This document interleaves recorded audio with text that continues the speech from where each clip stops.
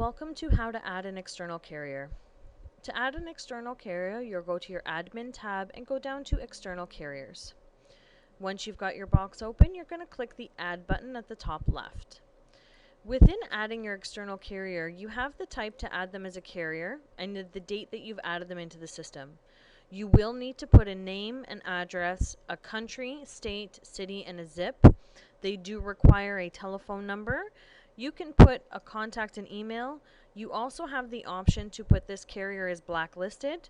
You can put this carrier as a corporation, which means you do not have to do a 1099 for them. They are responsible for themselves to do that.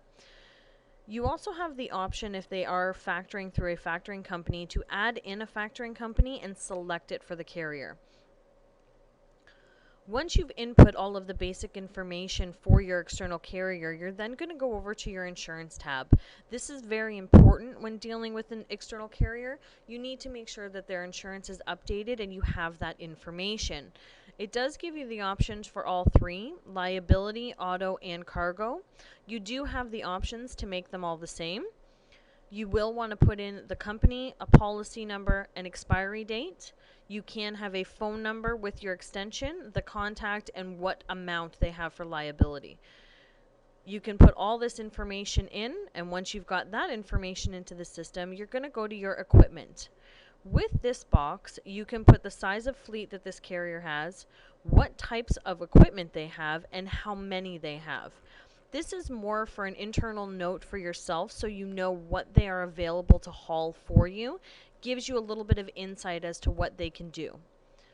You also have a notes tab. This is internal notes. This is not notes that everybody else can see. These notes are for you guys. You can put any notes in here, whether you've had issues with them being late, anything along those lines. You want to make sure that you're detailed so that if you are going in here, you do know what's going on. Anywhere that you see a red asterisk, you do need to add information in order to save this. Once you've input all that information, you'll click save, and your external carrier will now be in your external carrier list. You do, however, have another option when you're wanting to enter in an external carrier. If you're in a load, you do have the option to add in an external carrier by clicking this green plus button. This is going to pull up the box of add an external carrier, all the same features and tabs that you found in the admin tab. Once you fill all this information in, once you click save, you can just type the external carrier name in the box and they will be able to populate for you.